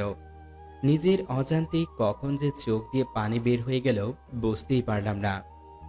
চোখ মুছে নিলাম আর একটু দাঁড়িয়ে থেকে আমিও নিচে চলে এলাম। পরের দিন সকালে খাওয়া দাওয়া শেষ করে অফিসের উদ্দেশ্যে বের হলাম। চল যাওয়া যাক। চল। দুজন মিলে একসাথে অফিসে চলে এলাম। কেবিনে বসে আছি, তখন পিয়ন এসে বলল, আপনাকে ম্যাম ডাকছে। ওকে, আপনি যান, আমি যাচ্ছি। পিয়ন চলে গেল। আমি উঠে ম্যামের কেবিনের সামনে গেলাম। ম্যাম, আসতে পারি? হুম। ভিতরে গেলাম। আসসালামু আলাইকুম। ওয়ালাইকুম আসসালাম। কি জন্য ডাকছেন? তোমাকে দেখার জন্য। মানে ঠিক বুঝলাম না। কিছু না। কেমন আছো? আলহামদুলিল্লাহ ভালো। আপনি? আলহামদুলিল্লাহ ভালো। বসো, দাঁড়িয়ে কেন? না ম্যাম, কাজ আছে। কি বলবেন বলেন। বসতে বললাম না? জি, একটু ভয় পেলাম। এই নাও, এই ফাইলটা দেখো। জি। কোথায় যাচ্ছ? জি ম্যাম, কেবিনে। কেবিনে না, এখানে বসে বসে দেখো। এখানে? হুম, এখানে। কেন? এখানে দেখলে সমস্যা কোথায়? সমস্যা নেই। তাহলে দেখো। জি। ফাইলটা দেখতে রাখলাম। কিছুক্ষণ পর লক্ষ্য করলাম ম্যাম আমার দিকে এক দৃষ্টিতে তাকিয়ে আছে। ম্যাম। কি কি? কোথায় হারিয়ে গেলেন? কোথায় না, ফাইল দেখা কি শেষ? না। তাহলে? কিছু না। আবার ফাইল দেখতে লাগলাম। ফাইল দেখা শেষ। ম্যামের দিকে তাকিয়ে দেখি এক দৃষ্টিতে তাকিয়ে আছে। Ma'am, ma'am. কোনো রেসপন্স নেই। তাই এবার জোরেই বললাম, ম্যাম। কে কে? আপনার আবার কি হলো? কিছু না। ফাইল দেখা কি শেষ? জি। ও, তুমি কি বিকেলে ফ্রি আছো? কেন? এমনি বলো। জি, ফ্রি আছি। ওকে, তোমাকে শপিং করতে নিয়ে যাব। আমি কেন? এত কথা কেন বলো? এই, আমার সাথে যাবে না মানে? ম্যাম, এভাবে ধমক দেন কেন? কি ম্যাম ম্যাম বলছো? তো কি বলবো? নাম ধরে ডাকবে। পারবো না। কেন? সমস্যা কোথায়? জানি না, তবে বলতে পারবো না। আর কোনো কাজ থাকলে বলেন, তা না হলে গেলাম। রাগ করো কেন? কোথায় রাগ করলাম? আমি যাই, আমার কাজ আছে। ওকে, আর বিকেলে রেডি হয়ে থাকবে। কি ভাই, ম্যামের কেবিনে এতক্ষণ কি? কিছু না। তো এতক্ষণ কি করছিলেন? আর বলিয়েন না ম্যাম, আমাকে ওখানে একটা ফাইল দেখতে বসিয়ে দিয়েছিলেন, তাই দেরি। ও, আমি তো ভাবলাম আপনি আবার ম্যামের প্রেমে। কি যে বলেন, ম্যাম কোথায় আর আমি কোথায়? ম্যামের সাথে আমার কখনো কি যায়? তা যাই হোক, এখন কাজে মন দিন। হুম। কাজ করতে লাগলাম। লাঞ্চের সময় ম্যামের ডাক পড়লো। মনে মনে বললাম, এখন আবার কেন ডাকলেন কে জানি। ম্যাম, আসতে পারি? হুম। জি, বলেন, কি জন্য ডাকলেন? লাঞ্চ করেছো? না, করব। তো ভালো, চলো দুজন একসাথে লাঞ্চ করি। না ম্যাম, আপনি লাঞ্চ করেন, আমি ক্যান্টিনে করে নিব। আরে আসো তো। না ম্যাম, সবাই অন্য কিছু ভাববে। কোনো কিচ্ছু ভাববে না। না ম্যাম, থাক। আমি তখন আপনার কেবিন থেকে বের হলাম, তখন সবাই কেমন করে তাকিয়েছিল আর নিজেদের মধ্যে কি যেন বলাবলি করছিল। কোনো কাজ থাকলে বলেন, না হলে গেলাম। না। ওকে, গেলাম। ওকে। ম্যামের কেবিন থেকে বের হয়ে রাশিদের কাছে এসে বললাম, চল ক্যান্টিনে। কিন্তু ম্যাম তোকে ডাকলো কেন? জানি না, কিন্তু ম্যামের ব্যবহার কেমন কেমন লাগছে। কেমন? এগুলো বাদ দে, চল, অনেক খিদে পেয়েছে। চল। ক্যান্টিনে চলে এলাম। খাওয়া দাওয়া শেষ করে ডেস্কে চলে এলাম। ওইদিকে ফারিয়া শুয়ে শুয়ে চোখের পানি ঝরাচ্ছে। কিরে, কাঁদিস কেন? আব্বু, রাকিব আমাকে ক্ষমা করবে তো? ওকে কোথায় পাবো আমি? জানি না রে মা, তোর চারদিকে লোক লাগিয়ে খুঁজবো। আঙ্কেল ফারিয়ার সামনে হাতে খাবার নিয়ে বলল, নেই এখন খেয়ে নে। খেতে ইচ্ছে করছে না। না খেলে সুস্থ হবি কেমন করে? আর রাকিবকে কেমন করে খুঁজবি? ফারিয়ার কিছু বলল না, চুপচাপ খেয়ে নিল। অফিস টাইম প্রায় শেষ, তখনই ম্যামের আগমন। চলো যাওয়া যাক। জি। কোথায়? ম্যামকে দেখলাম অবাক হয়ে আমার দিকে তাকালো। এভাবে অবাক হলেন কেন? তুমি তো আজব মানুষ, সকালে বলতে বলতে এখন ভুলে গেলে। ওহ, কি রে, চল যাওয়া যাক। আর ম্যাম, আপনি এখানে কেন আসতে পারি না? পারেন, আপনার অফিস, আপনি যেখানে খুশি আসতে পারেন। রাশেদ সাহেব, আপনি চলে যান, রাকিব পরে যাবে। কেন, কোথায় যাবে? তোমার এত জানা লাগবে না, তুমি যাও। ওকে, থাক তাহলে, আমি গেলাম। চলো যাওয়া যাক। জি। ম্যামের সাথে নিচে এলাম। নিচে এসে ম্যাম ড্রাইভারের সিটে বসলো। দাঁড়িয়ে কেন, ভেতরে এসে এখানে বসো। জি। সামনে এসে বসলাম। ম্যাম গাড়ি চালাতে লাগলো। আমি চুপ করে বসে আছি। আমাকে চুপ থাকতে দেখে ম্যাম বলল, চুপ কেন? তো কথা বলো। কি বলবো বুঝতে পারছি না। ওহ, তুমি এমন ভাবে চুপ থাকো কেন? এমনি ভালো লাগে না। এভাবে টুকটাক কথা বলতে বলতে শপিং মলে চলে এলাম। গাড়ি থেকে নেমে ভিতরে যেতে যাব, তখন একটা মেয়ে বলল, কিরে মাইশা, এটা কে, তোর বয়ফ্রেন্ড নাকি? আমি মেয়েটার দিকে তাকালাম। আরে না। তো কে এটা? আমার অফিসের একজন কর্মচারী। ও, কিন্তু এরে আনার কি দরকার আছে? না, তলে তলে। এই যে মিস, তেমন কিছু না। আমাকে ম্যাম নিয়ে আসার জন্য জোর করলেন, তাই আসলাম। ও, কেমন আছিস? ভালো, তুই? ভালো। কি করতে আসা হয়েছিল? শপিং। তুই কি করতে আসছিলি? আমিও শপিং করতে আসলাম। আচ্ছা যাই রে, পরে কথা হবে। মেয়েটা চলে গেল আর ম্যামও শপিং করতে লাগলেন। শপিং শেষ করতে করতে রাত হয়ে গেল। চলো ডিনার শেষ করে নি। চলেন, একটা রেস্টুরেন্টে এলাম। কি খাবে? আপনার যা ইচ্ছা তাই অর্ডার দেন। ওকে। তোমার গার্লফ্রেন্ড আছে? কি হলো, চুপ যে? না। তাও ভালো, রাস্তা ক্লিয়ার। বুঝলাম না। বোঝা লাগবে না, খাবার চলে এলো, খাওয়া শুরু করো। জি। খেতে লাগলাম। মাথা উপরে তুলে দেখলাম ম্যাম আমার দিকে তাকিয়ে আছে। চোখে চোখ পড়তেই মাথা নিচু করে নিলেন। কিছু বললাম না, খাবার খেতে শুরু করলাম। খাওয়া দাওয়া শেষ করে ম্যামকে বললাম, ম্যাম একটা কথা বলার ছিল। কি? যদি আমাকে নিয়ে কিছু ভাবেন তাহলে এগুলো বাদ দেন। কেন? পরে বলবো, তবে এইটুকু জেনে রাখেন, আমাকে নিয়ে কিছু ভেবে থাকলে ভুলে যান। ম্যামের দিকে তাকিয়ে দেখি চোখের কোণে পানি। হয়তো এভাবে বলাতে কষ্ট পেয়েছে, কিন্তু আমি কি করব? কিন্তু কেন? আমি বিবাহিত। কি? অনেক আমাদের দিকে তাকালো।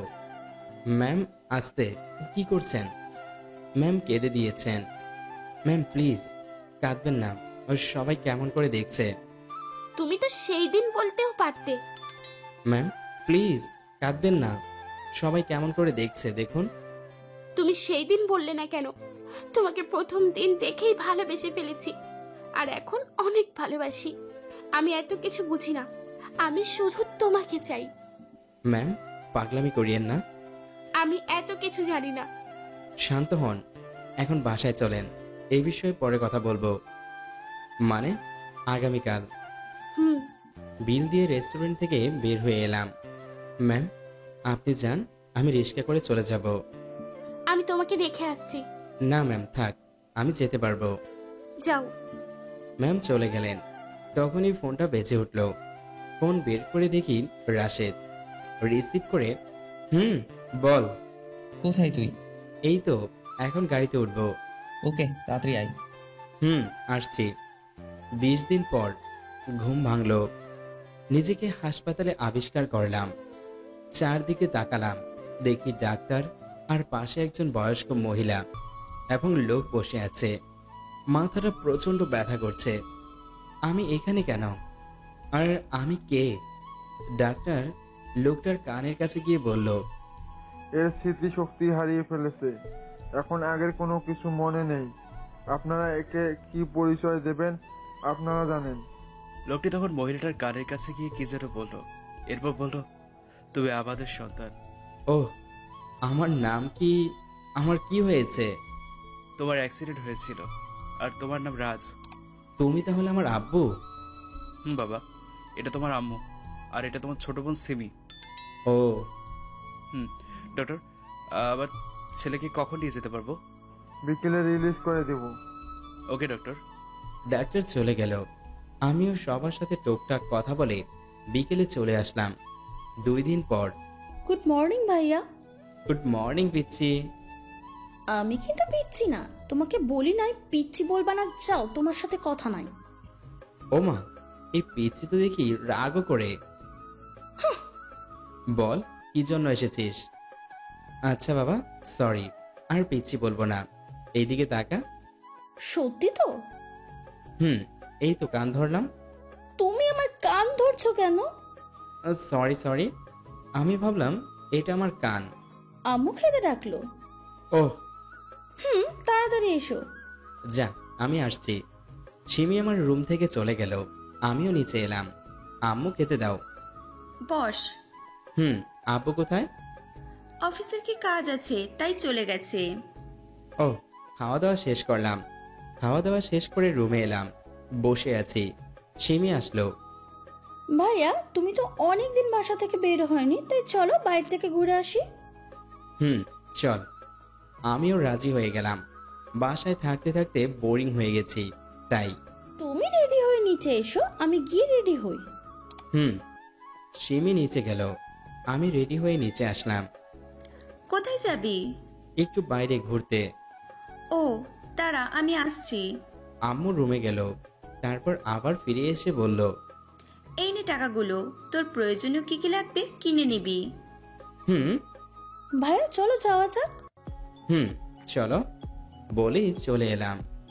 আব্বুর বাইক নিয়ে চলো। না থাক, রিক্সা নিয়ে চলো। ওকে, তোমার যা ইচ্ছা। একটা রিক্সা ডাকলাম। রিক্সায় উঠে বাজারে আসলাম। দোকানের সাথে টাঙানো ব্যানারগুলোর দিকে তাকিয়ে দেখি রাজশাহী ঢাকা লেখা আছে। তাহলে আমি রাজশাহীতে আছি। মাথাটা ব্যথা হতে লাগলো। হাত দিয়ে মাথাটা ধরে কি হলো ভাইয়া? মাথা ব্যথা করছে। তাহলে বাসায় চলো, মামা রিক্সা ঘোরান। না থাক, তোমার তো মাথা ব্যথা করছে। ঠিক হয়ে যাবে। বাসায় চলো তো। আচ্ছা চলো তাহলে। বাসায় চলে এলাম। আমাদের দেখে আম্মু বলল, কে রে, এইমাত্র গেলি আর চলে আসলি যে? ভাইয়ার মাথা ব্যথা করছে তাই চলে আসলাম। তাড়াতাড়ি রুমে নিয়ে যা। রুমে চলে এলাম। এসে শুয়ে পড়লাম। এভাবে আরো 10টা দিন পার হয়ে গেল। মাঝে মধ্যে মাথা ব্যথা করে। কিছু একটা মনে আসছে, কিন্তু বুঝতে পারছি না সেটা কি। তখনই বেশি মাথা ব্যথা শুরু হয়। একদিন রাতে ডিনারের সময়। রাজ। আব্বু বলল, আমাকে একটু দেশের বাইরে যেতে হবে, তাই বলছিলাম যদি কয়েকটা দিন অফিসে যাও। এভাবে বলো কেন? আমি যাব, কিন্তু আমি তো ওগুলো কিছু বুঝি না। তোমাকে সেটা নিয়ে ভাবতে হবে না, ম্যানেজারকে বলে দেবো, ম্যানেজার সব বলে দেবে। আর তোমার তেমন কাজ নেই, শুধু দেখবা কে কাজ করছে আর কে করছে না সেটা। আর কোনো সাইন লাগলে দেখে শুনে সাইন দিবা। তাহলে সমস্যা নেই, কিন্তু কখন যাবা? আগামীকাল বিকালে।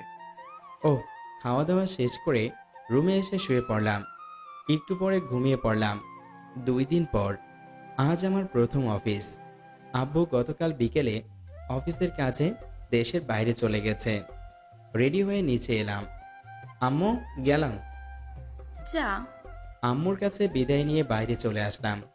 এসে গাড়িতে বসতেই ড্রাইভার গাড়ি চালাতে লাগলো। কিছুক্ষণ পর একটা 3তলা বিল্ডিং এর সামনে ড্রাইভার গাড়ি থামালো। বুঝলাম এটাই অফিস। স্যার চলে এসেছি।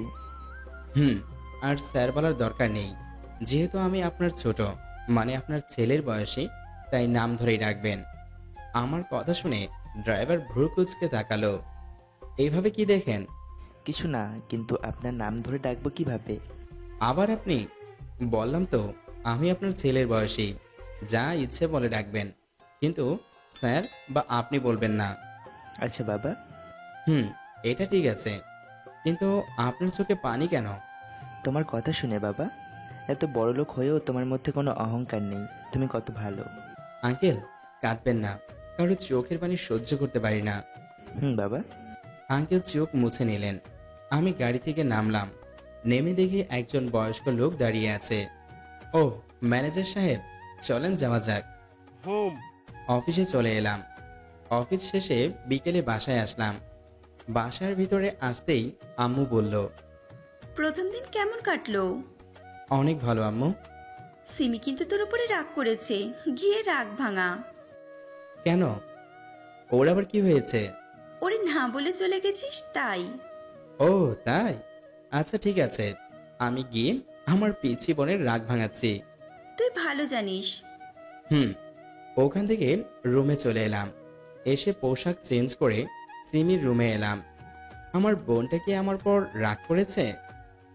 আর না বলে যাব না কোথাও, প্রমিস। আমি কারোর বোন না, আর আমি কারোর উপর রাগ করিনি। সত্যি? চকলেটগুলো নিয়ে আসছিলাম আমার বোনকে দেওয়ার জন্য, কিন্তু আর দেওয়া হলো না। কারণ তো আমার বোন নেই, বরং আমিই খাই। কে বলছে নাই? কোথায়? দাও দাও। তোকে কেন দেব? তুই কে আমার? আমি তোমার বোন। তুই তো বললি তুই আমার কেউ না। যাও, দেয়া লাগবে না। ওকে ওকে দিচ্ছি। আমার বোনকে দেব না তো আর কাকে দেব? এই নে। আমার সোনা ভাইয়া। ভাইয়া একটা কথা বলি। বলার জন্য কি তোর পারমিশন নেওয়া লাগবে, নাকি বলে ফেল? না আসলে বলে ফেল। আগামীকাল আমাদের স্কুলের একটা অনুষ্ঠান আছে, যদি যেতাম। অফিসে আছে, আর আব্বু তো নেই জানিস, তাই যেতে পারবো না। আচ্ছা। মন খারাপ করিস না, অফিস না থাকলে যেতাম। এভাবে আরো 5টা দিন চলে গেল। অফিসের কাজ এখন অনেকটা শিখে গেছি। আব্বু এখনো বিদেশ থেকে আসে নাই, তবে 2 দিন পর আসবে বলেছে। আমি আমার কেবিনে বসে আছি, তখন ম্যানেজার এসে বলল, আসতে পারি স্যার? Yes, coming. স্যার, আগামীকাল একটা মিটিং আছে। বড় স্যার বলেছেন এই মিটিংটা আপনাকে করতে হবে। কিন্তু আমি কি পারবো? এর আগে তো কখনো করি নাই। স্যার, আমি তো আছি, আমি সাহায্য করব। ওকে, কয়টার সময় মিটিং আছে? 11টার সময়। ওকে। ম্যানেজার চলে গেল। রাতে খাওয়া দাওয়া শেষ করে রুমে এসে আব্বুর সাথে ফোনে কথা বললাম, তারপর ঘুমিয়ে পড়লাম। পরের দিন সকালে নিজের মধ্যে কেমন একটা অস্থিরতা কাজ করছে, পারবো কি পারবো না এইটা ভেবে। এগুলো ভাবতে ভাবতে অফিসে চলে আসলাম। বসে আছি আর ফাইলগুলো দেখছি। এভাবে দেখতে দেখতে মিটিং এর সময় হয়ে গেল। আসতে পারি? সময় হয়ে গেছে, আপনার জন্য সবাই অপেক্ষা করছে। চলেন যাওয়া যাক। ম্যানেজারের সাথে মিটিং রুমে আসলাম। আসসালামু আলাইকুম। সকলেই সালামের উত্তর দিল। সবার দিকে এক নজরে তাকিয়ে নিলাম। 5 জন ছেলে, আমার থেকে বড় হবে, আর 3 জন বয়স্ক লোক, আর তাদের সাথে 3টা মেয়েও আছে। লক্ষ্য করলাম একজন বয়স্ক লোক আর একটা মেয়ে, তাদের চোখের কোণে পানি, আর কেমন করে যেন আমার দিকে তাকিয়ে আছে। মেয়েটা কেমন শুকিয়ে আছে, আর মনে হয় নিজের শরীরের কোনো যত্নই নেয় না। তা যাই হোক, আমি আমার কাজ করি। তখন এক লোক বলল, একটা কথা বলি। জি বলেন। আমি তো জানি আজমল চৌধুরীর কোনো ছেলে সন্তান নেই, একটা মেয়ে আছে।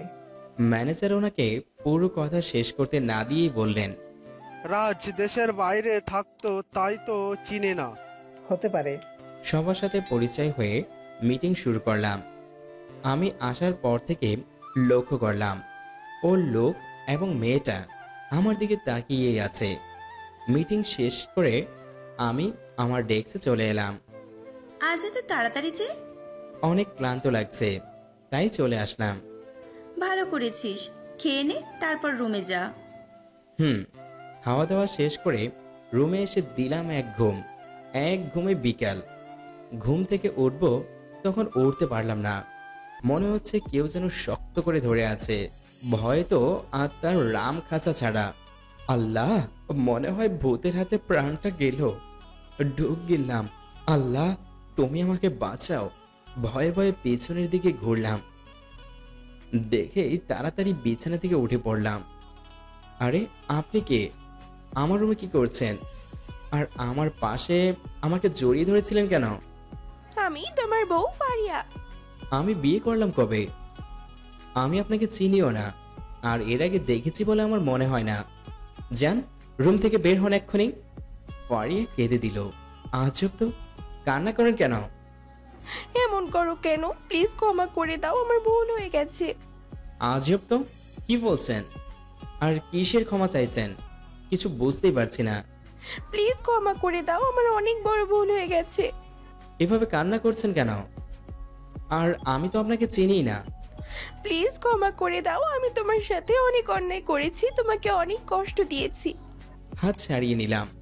আরে এগুলো কি বলছেন? আম্মু, আম্মু, আম্মু। আম্মু আমার ডাক শুনে আমার রুমে এলো। কি হয়েছে? এই মেয়েটাকে, আর আমার এখানে এলো কিভাবে? এটা তোর বউ? তুমিও না আম্মু? আমি বিয়ে করলাম কখন? আমিই জানলাম না। সত্যি এটা তোর বউ? মজা করো না তো। আর এই যে, আপনি রুম থেকে এক্ষুনি বের হয়ে যান। মারে, রাকিবের স্মৃতিশক্তি হারিয়ে ফেলেছে, আমাদের চিনতে পারবে না। ফারিয়া আঙ্কেলকে জড়িয়ে ধরে কাঁদতে লাগলো। শান্ত হ মা, আমাদের কিছুই করার নেই। সবাই বাইরে চলে গেল। আমি বিছানায় বসে পড়লাম। আমি কে? আমার পরিচয় কি? এদের দেখে কিছু মনে পড়ছে? কি মনে হতে চাইছে, কিন্তু মনে করতে পারছি না কেন? এগুলো ভাবতে মাথা ব্যথা শুরু করে দিল। আহ! চিৎকার দিয়ে মাথা ধরলাম। আমার চিৎকার শুনে সবাই দৌড়ে চলে এলো। কি হয়েছে বাবা, এইভাবে চিৎকার দিলি কেন? মাথা ব্যথা করছে অনেক। ডাক্তার ফোন দিয়ে ডাকে? রাতের রুমে আসে, তখন আম্মু এলো। আম্মু কিছু বলবে? বলো। বল, আমার কথাটা রাখবি? কি এমন কথা? আরে বলো তো। বল রাখবি। আচ্ছা রাখবো, বলো। তুই ফারিয়াকে বিয়ে কর। ফারিয়া এটা আবার কে? যে মেয়েটা আমাদের বাসায় আছে। ওরে বিয়ে করতে পারবো না। কি আবল তাবল বকছে? তুই কিন্তু আমাকে কথা দিয়েছিস। আচ্ছা করব। এই তো আমার লক্ষ্মী ছেলে, তোর বাবা আসুক তারপর হয়েছে। আম্মু চলে গেল। আমি চুপ করে বসে আছি। 3 দিন পর আজ বিয়ে হয়ে গেল ধুমধাম করে। আমি বাসর ঘরের সামনে দাঁড়িয়ে আছি। ভাইয়া এখানে দাঁড়িয়ে কেন? ভিতরে যাও। বুকে ফু দিয়ে ভিতরে ঢুকলাম। তারপর ঠাস। আপনারাও কি বলেন তো, সব সময় উল্টাপাল্টা কিছু ভাবেন? কেউ কাউকে মারে নাই। দরজা বন্ধ করলাম। ভিতরে যেতেই মেয়েটা মানে ফারিয়া আমার পা ধরে সালাম করতে এলো। তখন ধরলাম। আরে আরে করছেন কি? মানুষের সামনে কখনো মাথা নিচু করতে নেই, একমাত্র আল্লাহ ছাড়া। চলেন এশার নামাজ পড়ে তারপর 2 রাকাত নামাজ আদায় করে আল্লাহর কাছে আমাদের আগামী দিনগুলোর জন্য প্রার্থনা করি। তারপর অজু করে এসে নামাজ পড়ে আল্লাহর কাছে প্রার্থনা করলাম। তারপর উঠে বিছানায় গিয়ে বসলাম। আপনাকে আমার পছন্দ হয়েছে, কিন্তু আপনি অমন করছিলেন কেন? তোমাকে আমার অনেক পছন্দ হয়েছে, তাই অমন করছিলাম। ওহ। আর কথা না বলে ঘুমিয়ে পড়েন। আমার কথা শুনে ফারিয়া বুক উচকে তাকালো। এভাবে দেখেন কেন? ঘুমিয়ে যাব মানে? তোমার কি করব? জানো না কি করতে হয়? না। দাঁড়াও, আমি দেখাচ্ছি কি করতে হয়। 1.5 বছর পর একদিন সকালে ঘুম থেকে উঠে দেখে চমকে উঠলাম। দেখি আমার পাশে একটা ছোট্ট বাচ্চা। আমার রুমে বাচ্চা এলো কেমন করে? রাশেদ, এই রাশেদ, আমার রুমে বাচ্চা এলো কোথা থেকে? কেন আমাদের? আমাদের মানে? তোমার আর আমার। কিছু বুঝতে পারছি না। আর আপনি এখানে কেন? রাশেদ কোথায়? রাশেদ ওর বাসায় আছে, আর আমার স্বামী বাসায় আছে। কে আপনার স্বামী? মিনহাজের কি হয়েছে? কেন ওর কাছে যান। আর আমি কোথায় আছি? ও হ্যাঁ, মনে পড়েছে। আমি যখন রাস্তা পার হচ্ছিলাম তখন একটা গাড়ি এসে আমাকে ধাক্কা দেয়। তারপর আর কিছু মনে নেই। আর আপনি এখানে কেন? বের হন বাসা থেকে। আর মিনহাজের বাচ্চাকে আমার বাচ্চা বলছেন? নষ্ট মেয়ে কোথাকার। সত্যি এটা আমাদের বাচ্চা, তুমি বিশ্বাস করো? বিশ্বাস? তাও আপনাকে? যে মেয়ে তার বয়ফ্রেন্ডের সামনে নিজের স্বামীকে থাপ্পড় মারতে পারে তাকে আর যাই হোক বিশ্বাস করব? কখনোই না। মনে তো হচ্ছে এটা মিনহাজ আর আপনার অবৈধ সন্তান। হয়তো মিনহাজ তাড়িয়ে দিয়েছে, তাই আমার কাছে এসেছেন। ফারিয়া এবার আমার পা ধরে বলল, বিশ্বাস করো এটা আমাদের সন্তান। এতিমের পা ধরছেন কেন? কেউ জেনে নিলে আপনার মান সম্মান কোথায় যাবে ভেবেছেন? ছাড়ুন। না, ছাড়বো না। পা ছাড়েন বলছি। না। উঠিয়ে দিলাম। এই শুনতে পাসনি? তোরে কি বলছি? যত ইচ্ছে মারো, কিন্তু আমাকে ছেড়ে যেও না। কেন? তোর মিনহাজ কি হয়েছে? ওর কাছে যা। আর তোরে তো 6 মাস পর ডিভোর্স দেওয়ার কথা। দেখি তো আজ কত মাস হয়েছে। মোবাইলটা হাতে নিলাম। মোবাইল হাতে নিয়ে তো অবাক।